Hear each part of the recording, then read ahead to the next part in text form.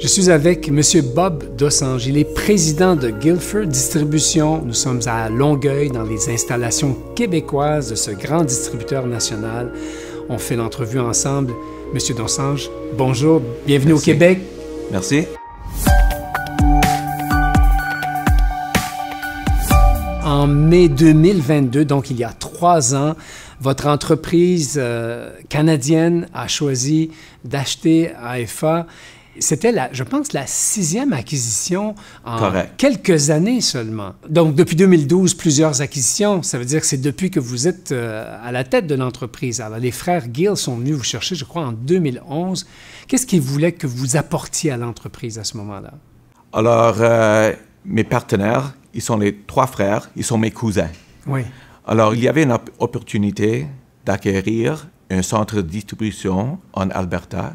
Il y avait 2 endroits, un à Calgary, un à Edmonton. Alors, il cherchait quelqu'un qui avait une expérience à la distribution, les produits qu'il amène au marché. À ce temps-là, je travaillais avec une compagnie General Motors. Je travaillais à Colombie-Britannique et j'étais là et le temps était parfait pour expérimenter quelque chose de différent. Donc, vos cousins et vous êtes tous originaires de l'Inde. Mais il y a une différence entre vous et eux. C'est laquelle? C'est vrai. Moi, je suis né à Toronto et mes cousins sont tous nés en Inde. Oui. Ils sont venus ici quand ils étaient adolescents. Avec leurs parents, ils ont commencé leur moulin de cèdre rouge en 1994 et puis ils ont acquis un centre de remanufacturing. Ouais. À peu près environ 1 heure de leur moulin original. À un moment donné, ils se sont dit, on pourrait peut-être devenir aussi distributeur et agrandir géographiquement. Avez-vous étudié le management pour réussir un casse-tête qui m'apparaît très difficile, qui est de créer une seule culture d'entreprise quand on grandit comme ça par acquisition? The expansion route that we have taken, it was necessary, and one of the manners that we get more efficient is through vertical integration. Okay. So it's very important that we service our customers across Canada and across North America in a very efficient manner. Cost controls, pricing, make sure that the timing is right to get to market, and so on and so forth. So it's a very big reason why we got into distribution in the first place. So when we have a better understanding and knowledge of the supply chain, we can make better decisions, which is why we started getting into distribution with the purchase of McIlveen Lumber in the first place. So when we started at McIlveen Lumber, we really cut our teeth into distribution and understanding the process in which products get closer and closer to the end user. We understand manufacturing, we understand remanufacturing. Now let's get distribution under our belts to understand that process more, and we thoroughly enjoyed it. I personally enjoyed it. My background with General Motors was a very sophisticated one, a company that's been around for many, many years, and a very, very sophisticated structure in terms of training and product and bringing product to market, innovation, and so on and so forth. So I applied all the learnings that I had with my 12 years at General Motors into the distribution business at Guilford Distribution. So after we learned a little bit about the distribution process at McIlveen Lumber, which we purchased in 2012, we went on an acquisition path and bought our second distribution company in Ontario called Owl Distribution. That was in 2017. So the product portfolios of both companies were very, very similar. And when we went to customers and vendors alike, we pitched programs together as one company, but we were 2 separate companies. From there, we started going on a more of an acquisition path just to satisfy geographic demands, supply issues with customers that needed just-in-time inventory, and sales representation as well. So we purchased a company called Brown & Rutherford in 2018 and then completed our Atlantic presence by purchasing the distribution arm of Brunswick Valley Lumber in 2019 and named it Brunswick Valley Distribution. So from there, we had 4 companies that were operating regionally, and we incorporated Guilford Distribution in 2018. And all 4 of those regional companies were operating under the Guilford umbrella while retaining their legacy names. The reason we were doing that is we were waiting for an opportunity for us to have a national platform before we rolled everything up into Guilford distribution. And that opportunity fell into our lap in 2022 when we bought AFA Forest Products. C'est là que vous avez été en mesure de regrouper et de dire qu'à partir de maintenant, on va faire le marketing et les opérations en dessous d'un seul nom qui est Guilford. Guilford Distribution. C'est Alors, correct. c'est pour simplifier le marketing, c'est pour simplifier les opérations. Est-ce que c'est aussi par ambition de devenir une compagnie d'envergure vraiment nationale? C'est très simple. L'industrie est très grande, mais c'est très petit quand même aussi. Ouais. Environ 80 ou 85% de nos clients font partie d'une buying group. Alors, tout le monde connaît qui sont les fournisseurs, qui sont les clients principaux, qui sont les contracteurs généraux. Alors, il n'y avait pas beaucoup de problèmes à rouler toutes les compagnies à Guilford Distribution. Ouais. C'était plus facile à faire du marketing sous un nom propre et faire les invoicing. And to be honest, it's also an element of pride.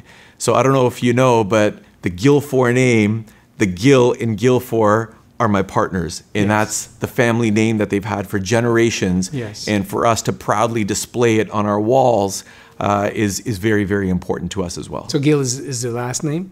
Correct. And Forest for Forest, I suppose? You got it. Vous êtes privé, vous n'avez pas à nous dévoiler tout, mais est-ce que cette consolidation de l'image et tout ça fonctionne? Est-ce que l'entreprise est en croissance au Québec? L'entreprise a croissance au Québec. C'est un marché très unique. À part de ça, c'est un bureau ici qui est très décentralisé. On a un leader ici qui est plein d'énergie. Il y a une équipe ici qui a agrandi depuis 2022. On investit nos dollars de ressources humaines avec les gérants qui sont face à face à nos clients. Et c'est très important pour nous pour savoir ce qui est important pour nos clients et d'adresser leurs concerns immédiatement. Si je ne me trompe pas, vous avez étudié à l'Université York. Oui. Vous êtes sorti avec un bac en commerce. Oui. Est-ce que ce sont en partie vos études ou votre expérience à GM qui font que vous acceptez comme ça de déléguer, de faire confiance, de décentraliser? Puis la deuxième question qui s'impose, c'est comment ça se fait que vous parlez français? C'est d'appliquer tout ce que tu as appris à l'université et c'est les expériences avec mon temps à General Motors et ces expériences en général. Un individu, il est très différent à la personne à côté de il ou elle. Et on doit apprécier tout le monde et leurs expériences. Tous les jours sont différents. Et pour moi, la chose la plus importante, c'est de donner mon équipe l'autorisation de faire des décisions et leur supporter avec les décisions qu'ils ont prises et à leur donner des avis qui peuvent améliorer leur journée d'un jour à l'autre. Pour moi, quand mes parents sont arrivés ici de l'Inde, ils pensaient que le Canada était un pays comme moitié-moitié. Moitié personne parle anglais, moitié personne parle français. Et ils ont mis ma sœur dans une école anglaise, alors elle a appris anglais. Et moi, j'étais dans une école française depuis la maternelle. J'ai lu quelque part que vous disiez que le client est au cœur de toutes les opérations de l'entreprise. Comment on fait pour que ce ne soit pas qu'un slogan puis que ça se manifeste dans des gestes tangibles? Our clients are our lifeline. Without our clients, we wouldn't exist. Our investments in human resources are downstream. So we put a lot of effort into coaching and training our account managers who are face-to-face with our customers every single day.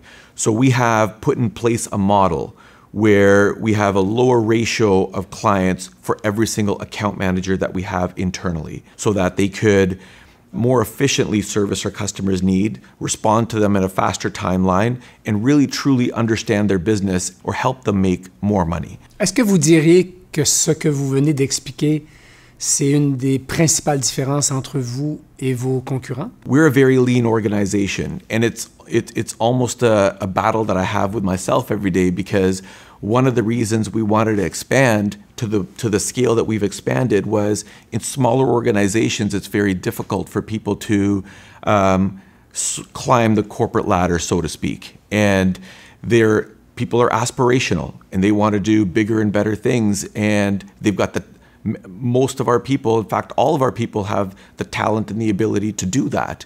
So with a larger organization, it comes with more opportunities. And while we're very lean, it allows me to do what I would love to do more and more, which is coach our people upwards and give them that opportunity to advance in our organization. And many of them have. And then we've got product managers who are essentially our quarterbacks for the product categories that they manage. Mm-hmm. And they provide a very valuable service not only to our vendor community, but to our downstream account managers as well, to get them better information, marketing packages, a toolbox for them to speak a little bit more intelligently about the product categories that we represent. Justement, et surtout quand on est une entreprise qui a grandi par acquisition, est-ce que c'est nécessaire de bâtir une culture? 100%. It's the most important thing that we deal with when you acquire companies and integrate them into your existing platform. You can look at ERP systems and product lines and vendor communities, and you could do whatever you need to do to integrate them, and they're very critical pieces of our business model. Okay. But the most critical piece is our people and our team. And it's very important for me that they know that every single one of them is valued. They all provide a very important job and role and responsibility for Guilford as a whole. Without any of them, we become less efficient. Mais vous avez une douzaine d'installations au Canada. Est-ce qu'il y a un critère commun qui, vous pourriez me dire, qui est la qualité que tous les employés, qu'ils soient dans les provinces atlantiques, au Québec ou en Ontario ou en Colombie-Britannique, qui doivent avoir pour travailler pour Guilford, est-ce qu'il y a une qualité commune? L'engagement. L'engagement. It's the soul of our organization. For us, it's bring the energy, bring your passion. We will give you the tools you need to be successful. Okay. With 12 different locations across Canada, it's very difficult to operate it with one stern rule. That's why we have leaders in every one of those divisions that can provide that coaching and provide that direction and provide that support to an engaged team. Parce que si les employés ici sont des doers non engagés, peut-être que vous ne leur donneriez pas autant de liberté de décision, non? So we're trying to build here at Guilford not a culture of punishment, but a culture of coaching. Because when we can tap into the strengths of a team member, we can bring them to a level where they can understand what our vision is and contribute to that vision and contribute to a common goal. Mm-hmm. And as of right now, I'm very happy to say that we do have a very engaged team. We do have a lot of fun. It is an energized team.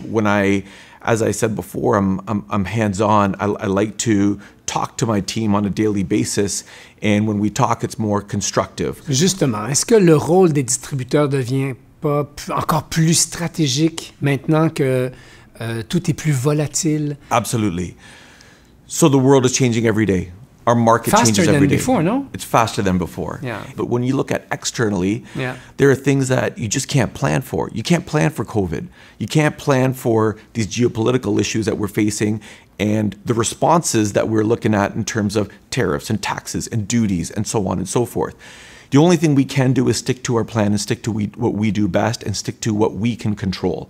What we can control is making sure that we have the product on time and in stock at a very competitive price.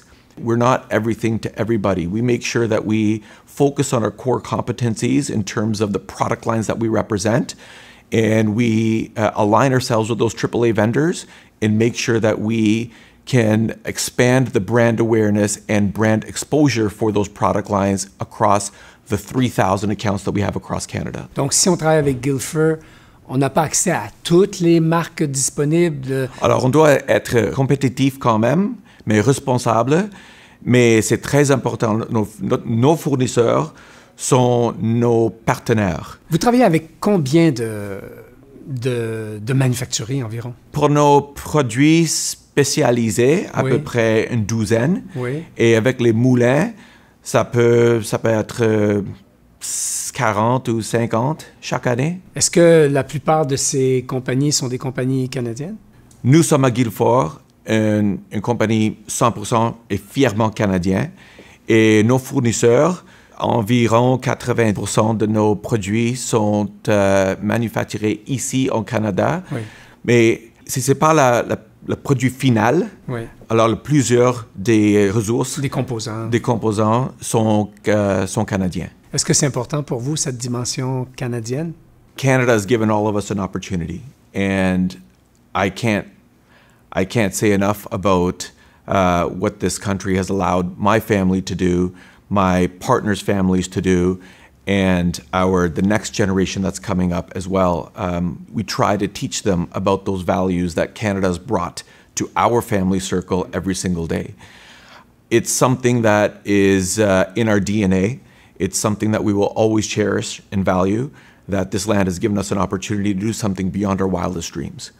So we're entrepreneurs at heart. And whether we were going to be in India or in Canada, there would have been something that we would have done, whether it's on an isolated basis or a collective basis on an entrepreneurial scale.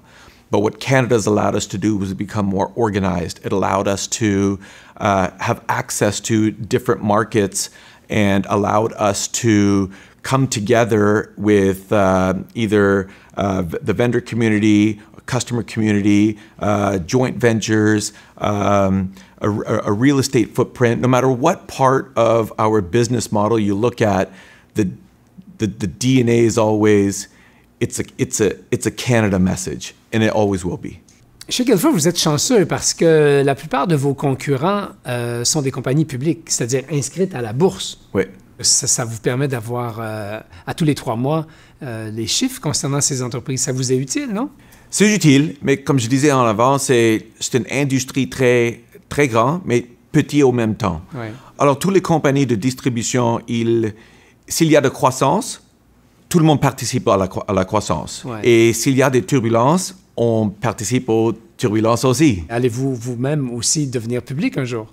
Ce qui est très important aujourd'hui, c'est d'améliorer chaque jour et voir la croissance chaque année et améliorer notre équipe. Le timing, c'est important, c'est très, très important. Et s'il y a une opportunité, on doit le prendre ou sinon, c'est passé. C'est passé. Tout est une question de timing. Exactement. Oui, exactement. Un peu comme les Maple Leafs de Toronto, les séries éliminatoires. Et toujours l'année prochaine. Toujours l'année prochaine. L'année prochaine. Ouais. C'était un plaisir d'être accueilli chez vous. Et puis, bonne continuité. Et puis, n'oubliez pas d'aller manger une poutine avant de repartir pour Toronto. Absolument. Merci beaucoup. Merci. Plaisir.